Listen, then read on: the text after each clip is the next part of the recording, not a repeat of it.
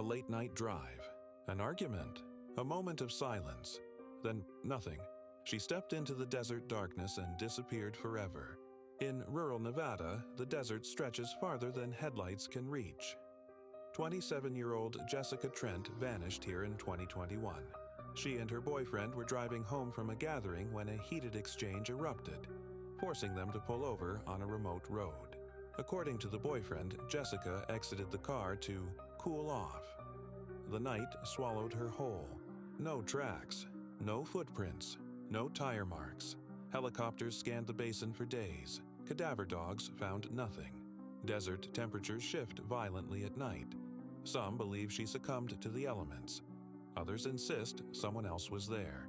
Investigators say cell tower pings show unusual movement after Jessica left the vehicle. Calls were deleted, messages wiped. Yet no arrests, no suspects formally charged. The desert keeps its secrets tight. She walked into the night. The night kept her. If you want more stories the world can't explain, subscribe and stay close.